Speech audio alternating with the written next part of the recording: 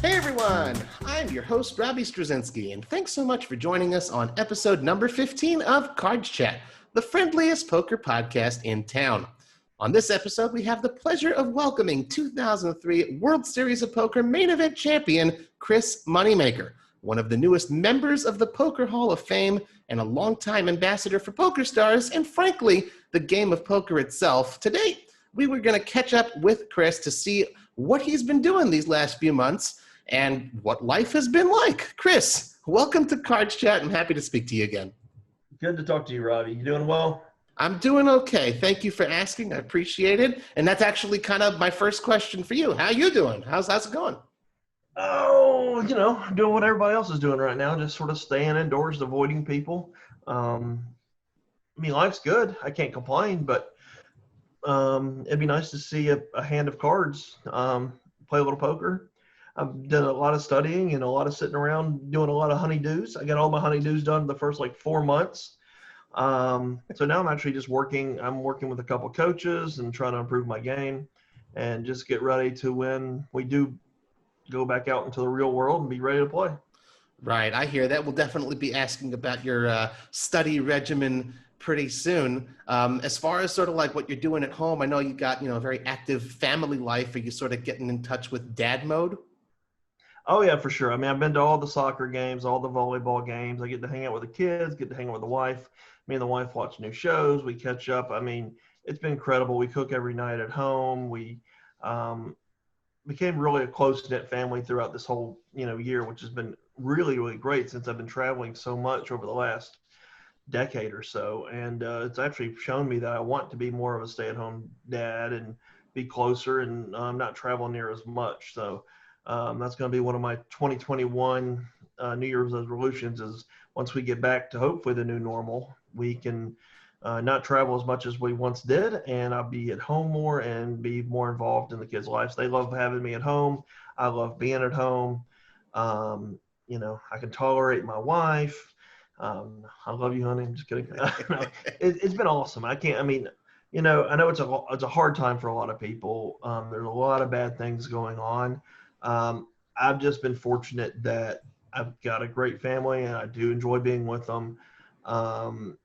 Financially, we're okay. So, we don't have that struggle. Honestly,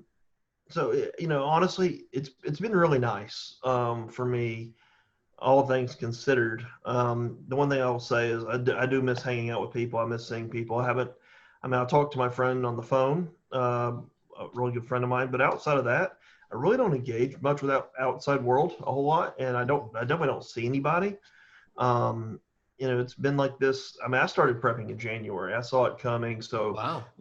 we bought, and we were stocked up. Sort of. I've never been a prepper, but we were prepped and ready. My wife thought I was absolutely crazy in January when I told her to go out and buy 100 rolls of toilet paper and paper towels and all this canned food and all this stuff. She was like, "What? You're just an idiot."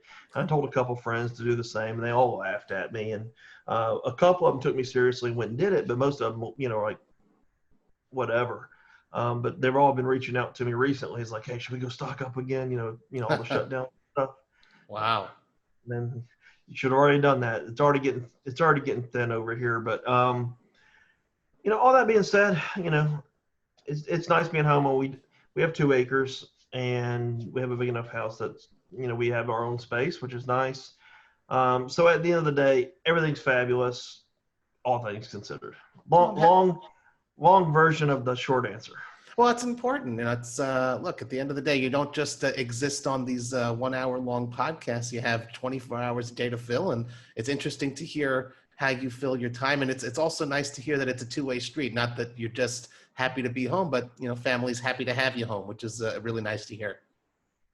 Yeah. Honestly, it really has been amazing. My wife, we used to hang out 24 hours a day back in the day before we had kids, and we haven't done that in forever. And we used to always joke that when we get sick of each other, it'd be time for me to go on the road again. And then the travel was so great because by the time I was homesick, I was ready to come home. It was really good for our relationship and our marriage. But I will say, being at home, it's been so much better. Just having that comfort of knowing that you're with the one you love and everybody's safe and you're with your kids and you get to see them grow up. And I mean, I'm sure you're going through this too with your 3 kids. I mean, it's something amazing to be able to get up and, like, this morning all 3 kids are homeschooling. So, we're going through and making sure they're ready, cooking them lunch, and, just being there for them, supporting them and being with them.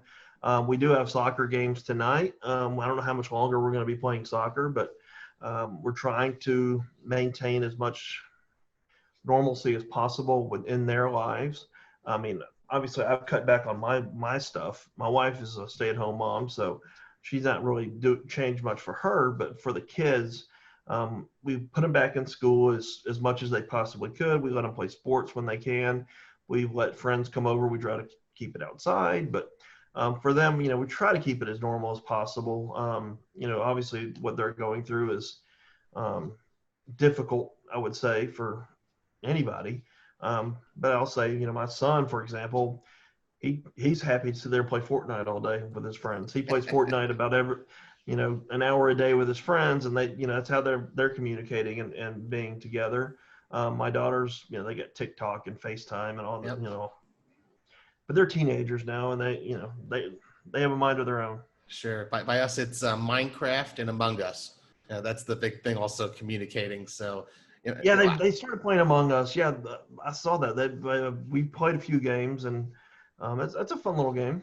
Yeah, I can't say I've played, but I can understand why it's so popular. And they got this whole lexicon of sus and all that other junk. So I get it. We got me, mom, and all 3 kids playing game. We play Among Us. We'll eat dinner, then we'll go play Among Us on all of our devices, and someone will hear someone will die and like, oh, I know who it is. And they'll follow you around with a ghost and try to throw everybody off. My kids honestly aren't too good at the game. They give away too many clues. Well, you know how to spot a good tell, I suppose. But no, I do like it. And, so many folks, depending on how hardcore or recreationally you fan, you're a fan of of poker as an industry, of a sport, they still see you through that lens. The 27-year-old accountant who won the main event, who's got the 2 bricks in the air. Obviously, you're normal, just like all of us. Anyone who's got kids out there, anyone, that's the interesting thing about this pandemic. Wherever you live in the world, everyone is experiencing it in some way or another, including champions, ambassadors, etc. So it's certainly interesting to get that little window into your life. And thank you very much for sharing that with us, Chris. I appreciate it, and certainly resonates with me as a fellow family man with 3 kids. So I totally get it. So I do imagine, though, prior to the pandemic, before the world turned upside down, I'm sure you had a lot of plans, especially in your role as a PokerStars ambassador. I think there was maybe the Moneymaker poker tour was possibly in the works towards the second PSPC. Of course, we all know, obviously, everything had to be placed on the back burner until the situation improves worldwide. As far as your ambassadorial work and your just general schedule, to what degree has that changed? Oh, I mean, to the most extreme possible. I mean, like you said, in 2019, we were doing we did the Moneymaker tour all through the U.S., and it was a huge success. So we decided on the PSPC version 2 that we were going to expand the Moneymaker tour to international scale. And towards the end of 2019, we actually went to Europe. We played in London a few times. We went over, I can't remember all the places we went. We had like 5 or 6 events over there in Europe, and it's all kind of run together now. But the plan was to have that fall period be European, and then come back over to the U.S. for the spring and summer leading up to Barcelona, which was supposed to be in August of this year, right? To do the Moneymaker tour throughout the U.S. and Canada and Latin America as well. And so my travel schedule was going to be really intense doing this tour. And obviously, all that went out the window really quickly. The problem that I have where I'm at is it's not legal to play on PokerStars, and I can't really travel. And when you're an ambassador that engages with people on a regular basis, that makes things difficult when you're dealing with a global pandemic. and the fact that I can't go and stream and do some of these other things. So I'll be honest, starting in about, I want to say March, April timeframe, I just haven't done anything. I've been sitting at home, being with the family, doing stuff around the house. I'll play PokerStars VR, which is a really cool game. They sent me a VR kit, and I'll play this once a week. They have blackjack and slots and poker, and it's a good, fun community environment. So I'll play that once a week, and then I'll get on and I'll play for Play Money. They want me to start playing more Play Money, which I'm going to start doing over the holiday season here.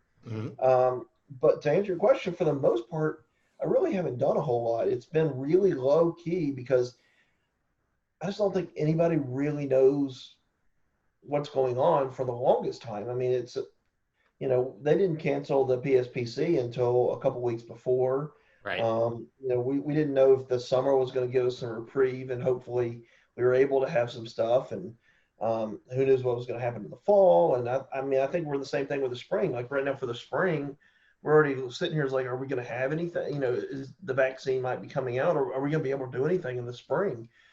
Is there going to be a World Series next year? I mean, these questions, we just don't know. Sure. I mean, and that's, it's hard for me to schedule or do anything. I mean, I get phone calls all the time from poker rooms in Texas. I was in the process of potentially opening a room in Texas in the beginning of this year. But I've been doing a lot of appearances in Texas, and they're all calling me, hey, come out and do appearances, do all this stuff. I'm like, I had one that called me up and I asked for 5 times my normal pay. And they're like, whoa, that's a little high. I'm like, it's called hazard pay. I'm not traveling. A lot of money.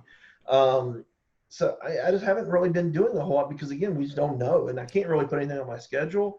I mean, I do have something tentatively scheduled, I think, in January. That's my first trip. It's down to Miami to go down to the Hard Rock and play in a tournament down there. But I'm good friends with Tony Burns, the poker room manager and the head of the Hard Rock down there. And it's under the terms that we have a vaccine or somehow we're by where we are right now. But that's my first scheduled appearance is, all the way off in January. And given how things look right now, I don't foresee me making that trip. I mean, I'm hoping by April we have some sort of normalcy and we can hopefully have the World Series next year. I mean, the 2 World Series that we've had this year or we're having this year it's bad. I mean, you give a guy the World Series bracelet and then you take it away from him.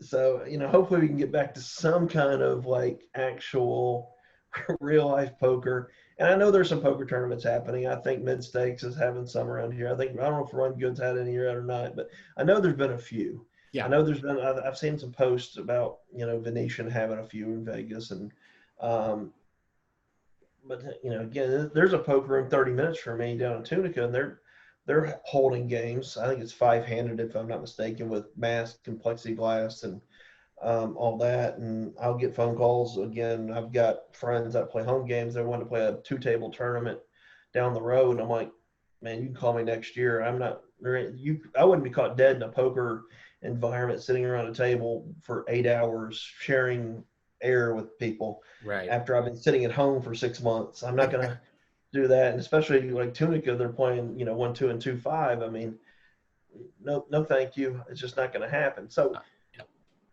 I don't know what my plan is. Okay. I'm just playing it by ear, and hopefully, as we get into the spring next year, we start seeing some vaccine development and plans start changing, and we can figure out how to get back to doing either the Moneymaker tour or, I think right now the plans to do Barcelona in 2021. I don't think it's been officially announced yet because we just don't know.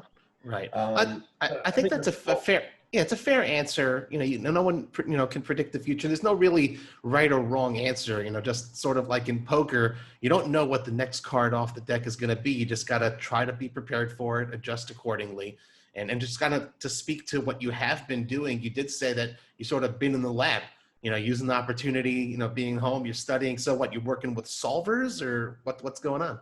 I'm working with a few coaches. I'm working with Poker Code with Fedor Holtz's Poker Code. I'm working with Razor Edge. And then I've got a few private coaches that I'm working with. And I don't really get into the whole solver thing too much, but my coaches are pushing me in that direction. And it's really just about being ready to get back out there and be the best version of myself as I can be. I mean, before I go back out, I mean, I've put on about 30, 40 pounds during quarantine, so I need to get on the Robbie running train. And you showed me earlier that you have a treadmill in your house, and I've seen you on it actually.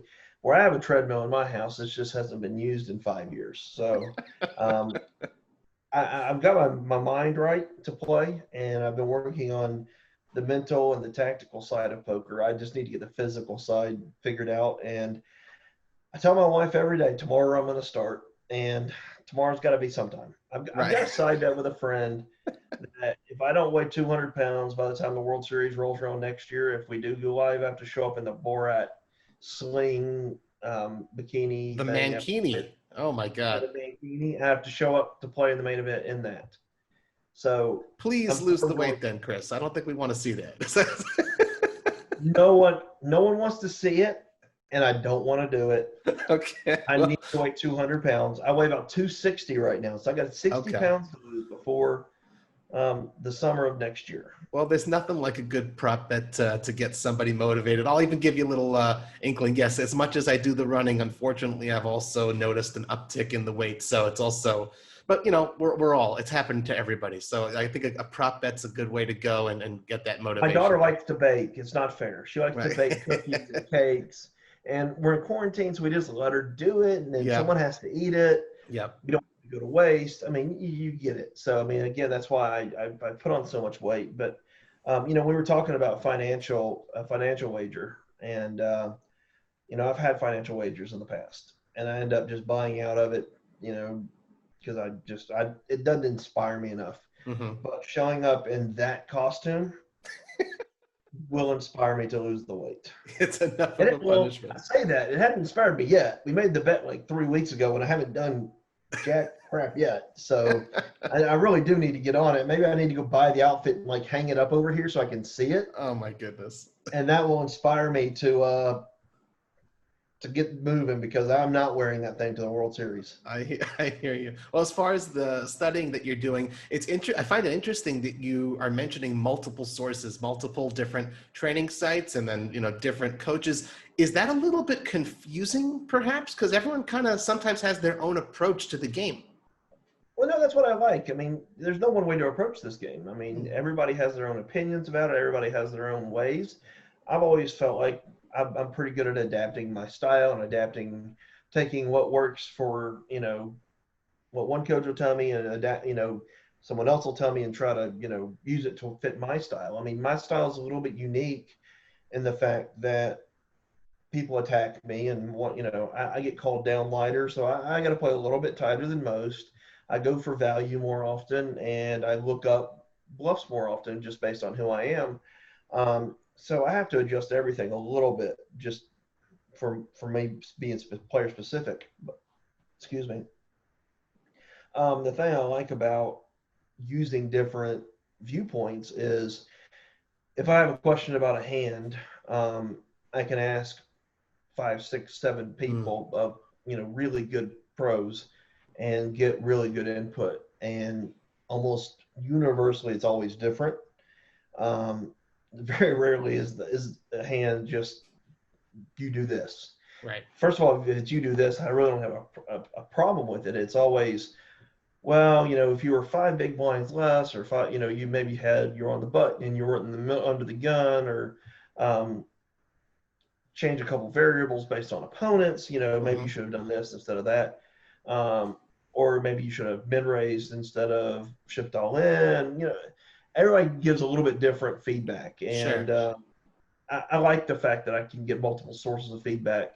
And again, I'm not really doing a whole lot else right now, so I've got some time to work on the game. And so no, I like the multiple coach angle. Now I get how it can be daunting to get that much information in at times, but I like to focus on, you know, so for, you know, we'll do 3 bets and 4 bets for a while, work on squeeze spots, first thing we do is work on leaks.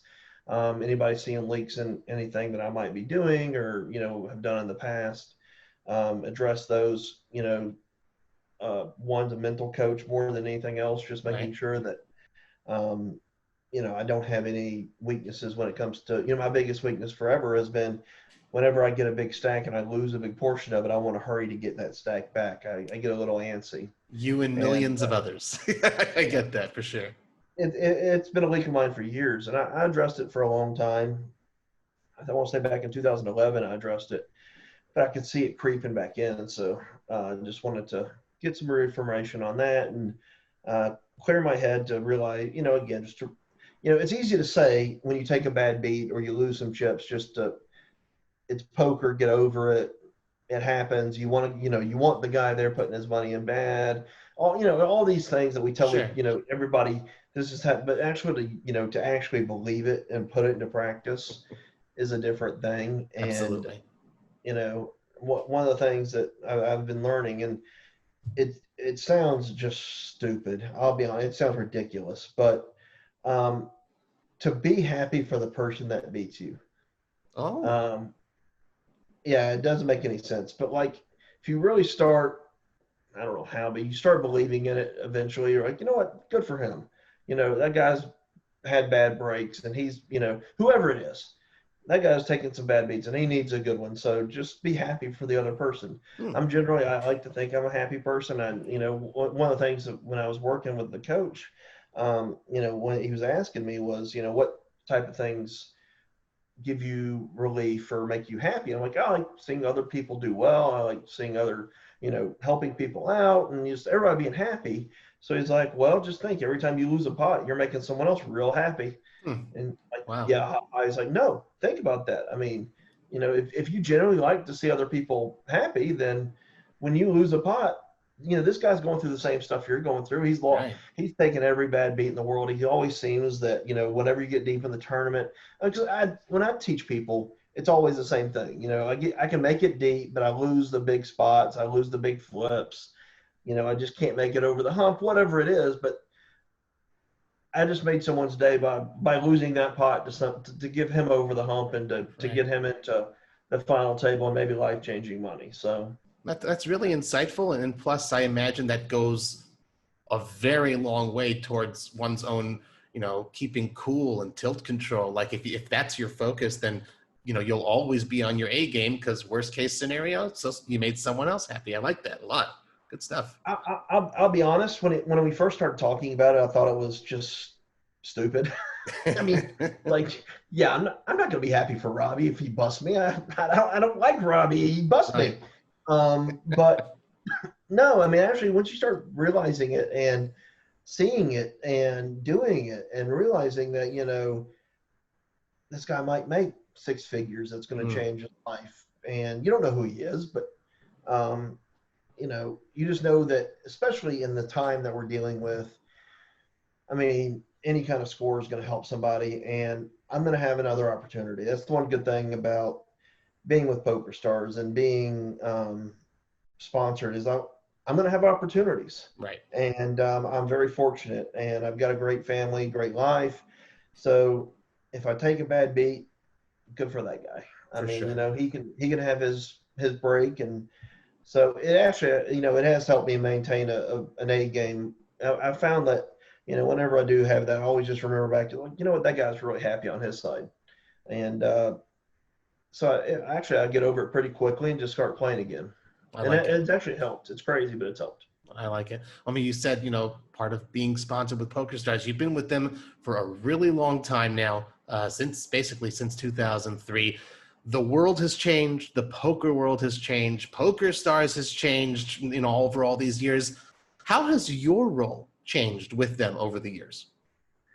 Well, I was the face of the poker for many of the site for many years. And then they hired Dana Negreanu, and he sort of became the face of the site for, 5, 6, 10, I don't even know how many years. A while, yeah. And now they've gone away from Daniel. They transitioned more into where they were going to start using me a lot more. Like, I had just filmed a ton of stuff for them.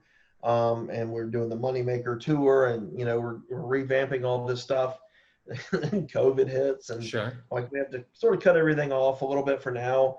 And I'm rightfully they're focusing on the streamers right now, the people that can provide them value. And I know that the EPT day 2 is going on. Almost all the ambassadors made it through to day 2. Yep. Unfortunately, I'm not able to play it. So again, I'm like the starting pitcher that's just waiting for the game to end so I can play my inning, my game next. I can't get on the pitch right now. I can't get on the field. And but they've been really cool about just take care of your family, do your thing, take this as a time to be on vacation, because once this is all done, that's it. You're up. You're calling you in from the bullpen for sure. I like it.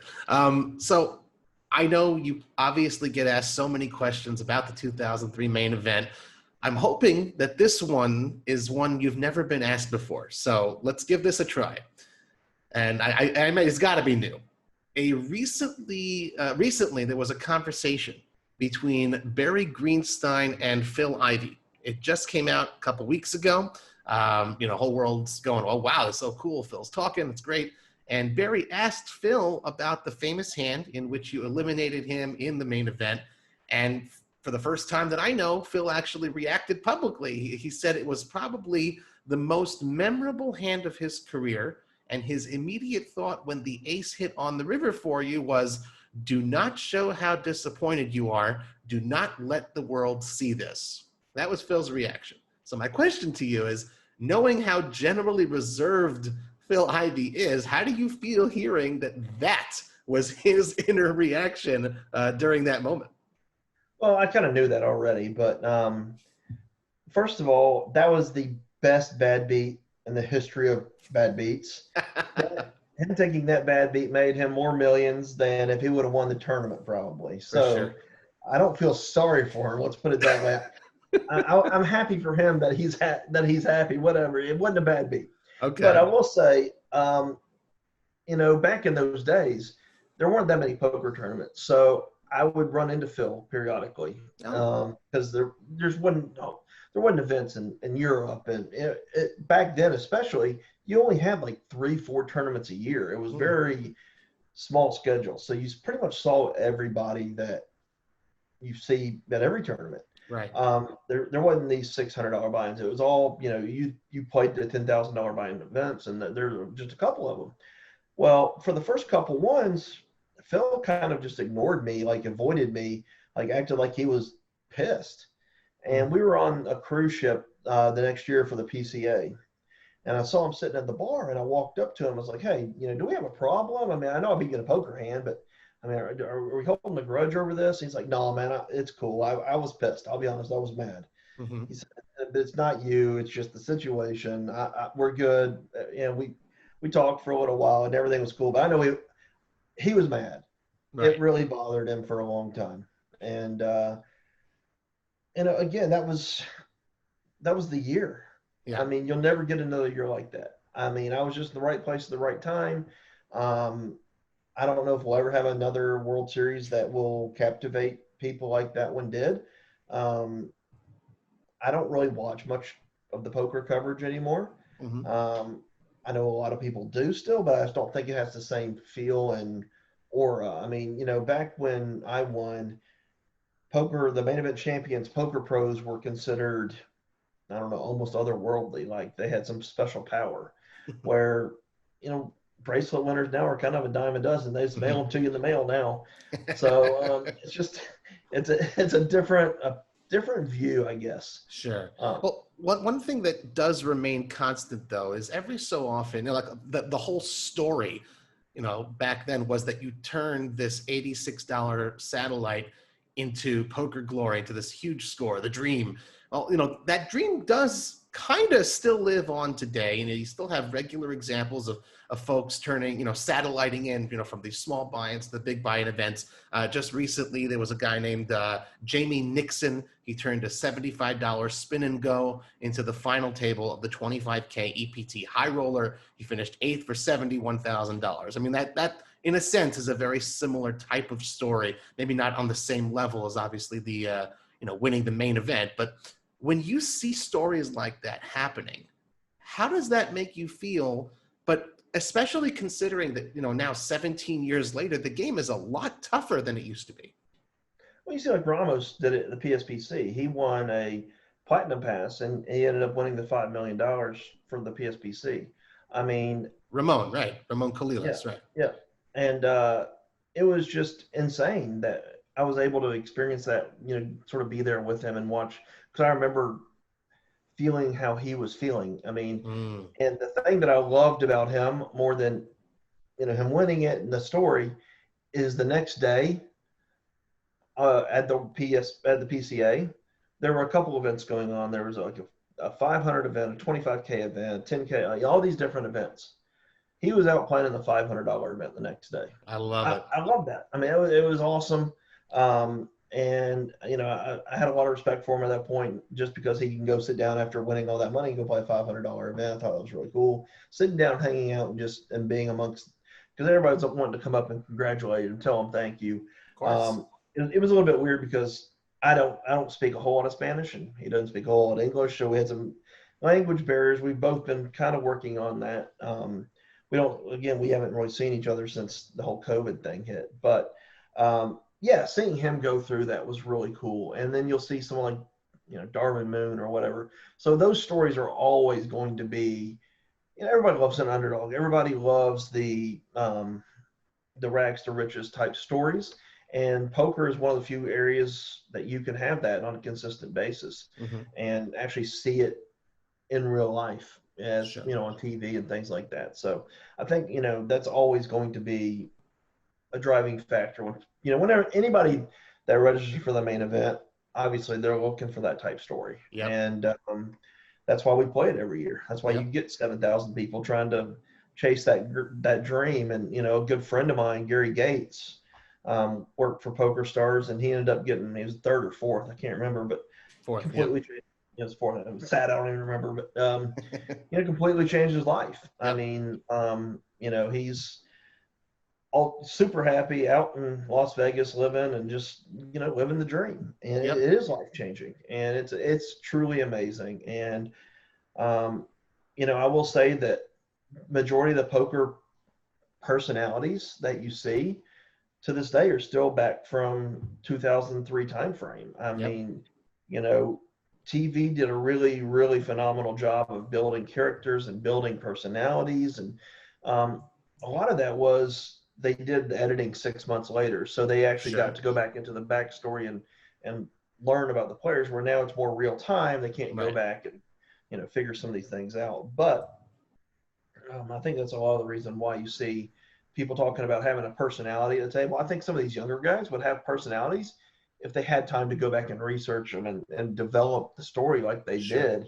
in 2003. But unfortunately, everything's kind of filmed in real time, and you don't get to go back and film these backstories and have some of these cooler things. And I think, honestly, it would be better for poker if they took the time to edit it later and go back and learn backstories. Because really, you see all these reality TV shows. These reality TV shows don't exist if you don't tell the backstory, give someone to root for and someone to root against. I mean, people like to root against Phil Hellmuth. I mean, people love to watch him go bust and cry and do his little dance. They've liked it for 20 years. They like to root for Daniel Negreanu. They have their favorites, and it's like WWE or whatever you like to watch. You have to have villains, and you have to have, people you root for. Sure. Yeah, that's kind of what we're missing right now in poker. Is there's no villains out there per se. I mean, you look at this Daniel and Doug match. I mean, they've tried to make it a little bit like villainy versus, whatever side you're on, you hate the other side maybe a little bit. But there's just, there's not as many of those as maybe there used to be. Right. Well, you did mention that. That's going to be one of my questions for later, but I'll slip it in now. Do you have anything riding on Daniel versus Doug? I do. I got the wrong side right now. We can leave it at that. You don't have to go too specific. What's that? Yeah, no, I got the Daniel side. Okay. And, I'm sorry. I have the Doug side, and then I took a little bit Daniel to hedge. Okay. But I do think Doug's the right side, but I paid too much of a price for Doug. Okay. If you were to have a a heads-up match like that, if you had to have when you were compelled, who would you want your heads-up opponent to be? Some guy that's never played poker before. I love it. I mean, listen, I'm not going to go fight the whales. Give me the guy off the street that doesn't know how to play. I mean, I love it. seriously? That's the right answer. That's the best answer. Game selection. That's what it's all about. This game to me it's about providing for my family and making money and living a comfortable life. Yep. And not going out and trying to throw my Johnson on the table and say I have a bigger one than you and I'm going to prove it by playing the best. I don't care to play the best. I want my family to be happy and taken care of. So yeah, I'm Totally. going to play the guy that has no clue what he's doing. Insightful words. When people think of poker, for the most part, at least in mainstream and even within the poker world, often it's just synonymous with Texas Hold'em. But we both know you're a big mixed games fan, mixed games player as well. I really love that stuff. I think it's wonderful. I love that you promote those games. What is it that got you into mixed games in the first place, and which one's your favorite one to play? Well, I'll be perfectly honest. It was online poker that got me into mixed games because back when I won, I played pretty much predominantly limit hold'em. That's the game I could beat. That's the game I could play. And then that game got really hard. I couldn't beat it anymore. So I started playing no limit hold'em, and then I realized real quickly I can't beat that online either. So I found limit Omaha high low, and that game was really easy. I was like, I can beat this game. Okay. So I started playing that game for a while. Then that game got tough. So I started playing PLO. PLO was profitable for a long time, and then that got really hard. So I started playing more stud games, and that got into the whole mix. And Right. started playing mix, and mix hadn't got to the point where it's too hard yet. So I'm still good on the mix side. Nice. But eventually, it's going to probably get too hard, and I'm going to have to find something else. But it's basically, again, it's finding the edges and finding, where I can make the most value and with the least amount of risk. And it's a little bit out of boredom as well. Okay. You just put two cards all the time. It's Right. nice to mix it up, and it's nice to play in a mixed game. And during the beginning part of this quarantine, we had a mixed game group that we were playing on PokerStars home games. That it was just incredible. We play 8-game mix about every single night, and it was incredible. Awesome. And it kind of died off, playing for no money, and people just get busy. But it was fun for a long time. We'd play on Zoom and interact with people. It was cool, but that kind of died off. But I haven't played a mixed game in God, I don't know, March, April. It's been a long time since the beginning of the shutdown. Yeah. But I sure. do miss it. But yeah, I mean, I would say my favorite game is probably Omaha 8 or better. Okay. My best game might be Raz because anybody can play Raz. Or they think they can. Exactly. There you go. Everyone thinks they can play Raz. Exactly. Yeah. There's definitely strategies that you can use in Raz that it's amazing that people can't figure out. Right. I love it. Well, you mentioned home games. You mentioned obviously all of your ambassadorial work. Everybody. You're friendly with everybody. Here at Cards Chat, we bill ourselves as the friendliest poker podcast in town. So who would you say in the poker world are some of your closest friends? Wow. I'll be honest. Most of my close friends you probably never heard of. They're under the radar guys. I've got a lot of acquaintances, but I don't have like a lot of close friends. I mean, it's tough to answer because my friends don't really play poker. Right. The best friend that I have that actually plays poker is this guy by the name of Bruce Puri. He got 30th in the main event one year, and he cashed like 5 years in a row. But like he plays the main event, and that's about it. And we went out and we played a couple of the Moneymaker tours together. He actually won the one in one last year. I don't even remember, but so he plays, but just doesn't play a lot. Right. And I'm friends with a lot of people that play maybe recreationally more than anything else. Sure. I found that it's better to have acquaintances in poker than like really good friends. I don't know why that is. I guess it's just sort of gravitated that way for me. but I'm very friendly with Joe Hashem, Greg Raymer. We got to know each other and our families really well back in the day. Sure. Given the current state of things, I haven't seen either one of them in a long time. I actually just traded text messages yesterday with Raymer, actually, though, for a fundraiser thing that he's working on. So for big names, that's the ones that I talk to, I guess, the most out of, people, what people would know. Nice. But mostly everybody else, it's going to be guys that most people never heard of. That's totally fair. Well, here's one. Again, we're trying to probe, see something you may not have been asked before. What's your favorite thing to splurge on, or maybe a guilty pleasure? Wow. I'm a pretty easy guy. I don't need a whole lot. I bought a Porsche once, which was stupid. My wife told me it would be the stupidest thing I ever did, and it was convertible. And I said, "No, this is awesome. I'm going to drive it forever." And I bought it in the summer, put the top down, drove it for like 4 months nonstop. Uh-huh. And then it got cold. I put it up and put it in the garage. And about 2.5 years later, I hadn't driven it at all. And my wife said, "Can we sell that car, please, that you had to have?" And yeah, so that was my last splurge, whatever. Okay. Something I had to have. But now, honestly, I'm pretty basic. I want nice things for my kids, nice things for my wife, but she doesn't like nice things. She doesn't wear jewelry. She doesn't. Yeah, I'm very fortunate. She doesn't like the bling. She doesn't like. She doesn't wear makeup. We're both pretty low key, low maintenance. We like nice food. I like cookies and cakes, and that's great. I love it. Simple. It doesn't take a lot to make you happy. I think that's wonderful. My wife drives a minivan and I drive a Buick Enclave. So awesome. It's not like we don't drive expensive cars. Our house is nice, but it's not excessive. I just don't really splurge on a whole lot, to be honest. Sure. But which makes it to where when I'm going through a pandemic, we've got enough saved, and we're fine. Sure. Because we don't splurge.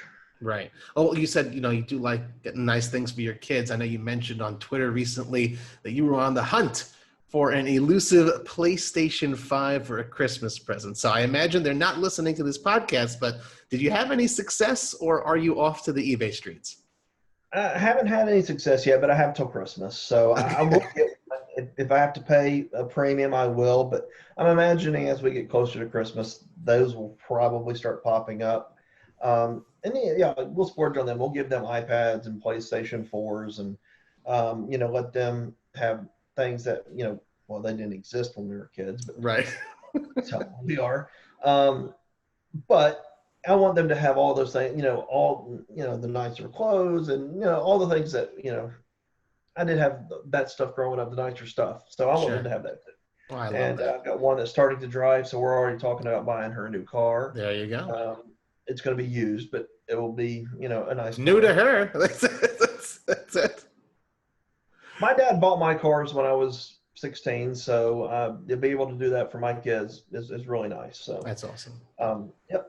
So we'll be doing that, and obviously the PlayStation 5 is the big thing right now that we're sort of on the hunt for. Mm-hmm. My wife told me the other day, she's like, we can get an Xbox probably. I'm like, no, we're PlayStation 5 family. She didn't know the difference. She didn't care. She just saw that you might be able to get one of those easier. But. Right.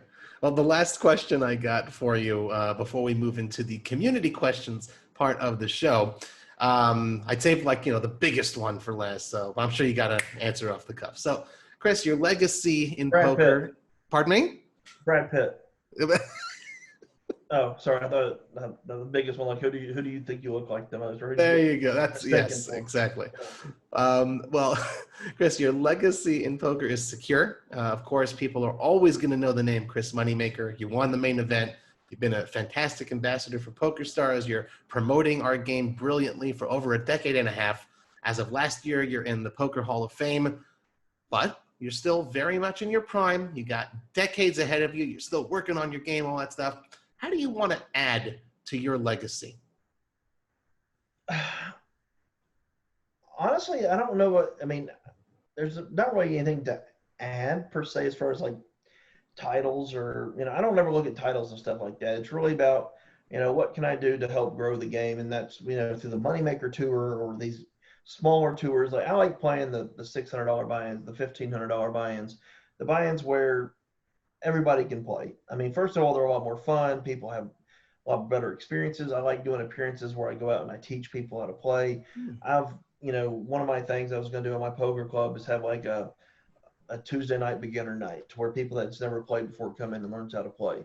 I like teaching people that don't know the game at all and want to come in and educate them about the game, not because it's a game that you can make money at, but it's a good social game too. Like, one of the questions I would always get asked, are you going to teach your kids how to play? And I've always said that, yeah, I'll definitely teach my kids how to play if they show a desire, they want to learn. So if their friends start playing or if they just want to do it from a social aspect, I would never want them to be a professional poker player.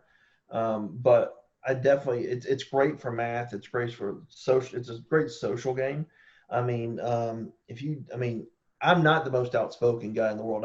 I'm growing up, I had friends, but they weren't plentiful. I had really good friends, but I didn't have a ton of friends. And I'm sort of the same way now. I mean, I have some friends, but they're all friends I've known forever. I mean, I don't just go out and just make a ton of friends very easily. I'm more of a introvert, surprisingly. Like when I won the main event, they told me I was going to do all these interviews, and I'm like, no, there's no way in hell. I'm petrified of doing interviews. That just wasn't going to happen. And then you're on Letterman, right? What's that? And then you go on David Letterman, right? Yeah, they said you're going on David Letterman. I'm like, no, that's not going to happen. They talked me into it. But, I've made a life of sort of being around people, entertaining people, and being in that environment. But like that's me, but it's not me. I guess that makes sense. I can sit here and be at home and I don't have to go to a party. I don't have to go and be around people. I'm perfectly happy sitting at home with my family, and just like this 6 months, I've craved to go out and play a little poker here and there, but I haven't craved to go out and just like be around a ton of people. Right. Where, I mean, I know some of my friends they can't wait to go out just to do anything around people. I'm pretty content just sort of being by myself a little bit. And so I'm more a little bit introverted that way. And maybe that's a little bit what people don't know about me. But so to answer your question again, in a very long way, it's to help grow the game. I'd love for one of my kids to be able to play and have fun with it. But outside of that, I mean, I don't have any desire I obviously have a desire to win another main event or something like that, but I mean, it's not one of my goals. Sure. I mean, I'm trying to get better just to be a better player and to support my family, and the game's changing. You have to get better if you're going to stay in the game. I mean, it's really hard to stay in this game and stay profitable if you're not working on your game. Sure. So, I mean, I want to be playing this game when I'm 80 because, again, I've got 3 kids and they probably are going to want nice things their whole life, and Dad's going to try to take care of it. I love it. That's a great, fantastic answer. And, like you said, there's some things that people don't necessarily know about you, but I think it's been wonderful to, especially those who are watching and not just listening, to see. Yeah, it's pretty darn obvious. You're comfortable sitting at home. You're happy. You're content. And it makes me happy. And I'm sure anyone who's been paying attention thus far sees it, and certainly very, very heartwarming to witness. It's time to get into our community questions portion of this episode of the Cards Chat podcast. This is the the questions that you guys wanted to go ahead and ask our guests. Our first question comes from Poker Study. Thank you very much, Poker Study, for submitting this one. Chris, I watched the 2003 WSOP, and I'm still in shock how well you kept your cool playing against all those big names and winning the series. How did you put some of the players on those hands, especially players like Amir Vahedi? Well, poker back then was a little bit simpler than what it is today. There wasn't a whole lot of training materials. There wasn't a whole lot of evolution in the game. And back then, especially like in my home game, my home poker room, they had actually written on the rule, checking and raising is not allowed. You couldn't check it. So Wow. One of my biggest strategies back then was to play in position. And if people checked to me, I bet. And I would take it down a lot of times. And that was my strategy almost for like the first 3 days. It's really sad, but that's all I had to do. Right.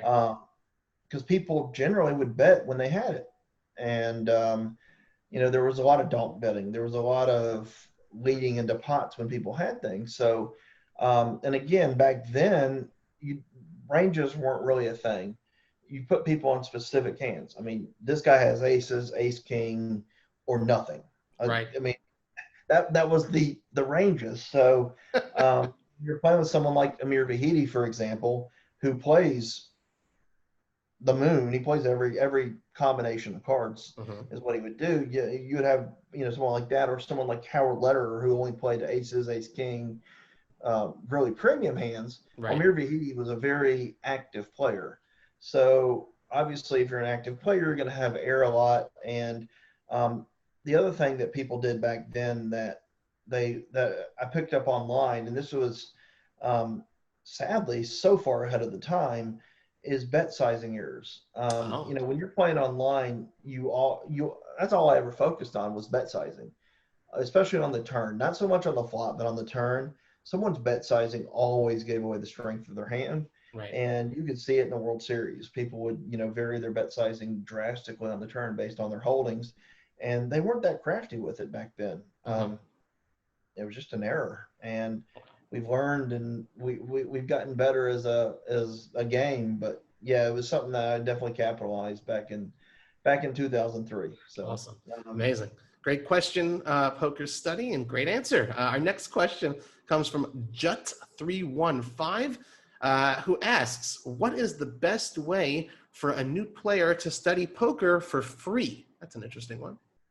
Well, if you want to do it for free, the best way is going to be on Twitch. I mean, I don't really know of another free venue that you can actually go out and watch poker from really good players that will answer your questions in real time. They'll tell you what their thought process is. I mean, Twitch is an amazing platform for poker, and it's something that obviously if it was around 20 years ago would have been a really nightmare for me. The amount of poker knowledge that's out there right now is phenomenal. You can find poker's training sites, really good ones for really cheap, $19.95 a month, $40 a month. They're all different price points. But if you're looking for strictly free, then I would send you the Twitch streets. So that's where you can go. You have to probably dig through a bunch of stuff, but if you pay attention, take notes of what some of the good streamers are doing, then find one that fits your style. I mean, you might see someone like Lex who plays one way, or Spraggy who plays another way, and maybe you fit more into Lex's style. See what he's doing in 3-bet pots and what he's raising with, what he's raise folding with. Why is he doing things? Ask questions, and that's honestly, and he'll answer the questions, and so will Spraggy. I mean, that's what they're doing, is they're educating players for free, essentially. Right, and I like your answer. It's very consistent with what you had said about paid learning as well, a variety of different sources to learn from. And of course, I guess you could do that for free as well on Twitch. Doesn't really beat free. Our next question is from Acid Burn FX. Chris, before becoming profitable, was poker stressful for you? No, it was always a hobby for me. It was never poker. I mean, I've been very fortunate. Poker's never been a stress for me because before the World Series main event, it was just just a hobby, something I did for fun. I mean, I loved playing poker. I would play poker for 60 hours in a weekend. When me and my friend Bruce that talked about earlier, we would go down to Tunica and we would drive down there. We wouldn't get a hotel. We would stay the whole weekend playing, and we would basically tag team drive back 4 hours back to Nashville because we would stay up all night playing the entire weekend. We just loved playing poker. It was fun. It was something that we just enjoyed doing. So, and I was actually a profitable player from the beginning because people were so bad. And then you take that, and then my first tournaments at the main event, kind of won that. So, when you add both of those together, right, it's always been profitable for me. So, and I had a question that I always remember. A lady asked me, she's like, yeah, I play in poker tournaments, but then I'll go play $1,000 buy-in, and I lose that $1,000 buy-in, and it bothers me for a week. It affects me for a week. I get really frustrated, and that's really financially a big hit for me. She's like, what would you say to me, like, to get over that? And I was like, don't play $1,000 buy-in. If it's going to affect you for more than a couple hours, you don't need to be playing it. So anything, the bankroll management is a thing for a reason. You should never stress when you're playing poker. Now, granted, almost every poker player I know has gone broke playing, over their head or doing something they shouldn't do with poor bankroll management. But as you get older, you learn not to do that mess, and you play within your means. And the quicker you learn that, the better you're going to have a time playing poker and the more fun the game is going to be. Nice. Well, here's one that I imagine you have been asked before, but I don't know the answer. So we're going to ask you, and it's from Shells. Thank you very much. Shells has always been very active submitting questions to all of our interviewees here on the CardsChat podcast. Chris, aside from the main event win, what would you say is your most memorable poker moment? Well, I would say it's a tie for two. Getting second in the NBC Heads Up was really cool because of the tournament format. I like Heads Up, and I'd made deep runs before, but never down to Heads Up, and I knew I could get there. And I was hopefully going to win the thing, but they stopped doing it. Dang it! So that was really, really rewarding. And then also getting 11th in the PCA. I've had better scores than that, obviously, and I've won other events, but that event specifically is one of the toughest events of the year. There's really no weak players in the PCA for many years.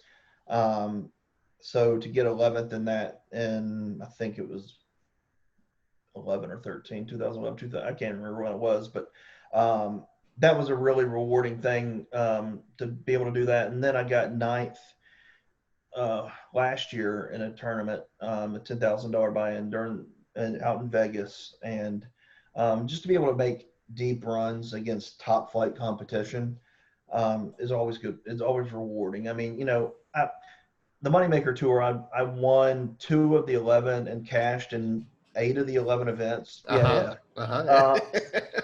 one that's great. I mean, I'm not playing against world-class competition. Sure. I can play an exploitive style. I can do some things, and I get away with a lot of stuff. But when you play with some guys that are, playing optimally all the time, it's a different game, and it's a lot more rewarding, I guess, when you're able to get in there and battle.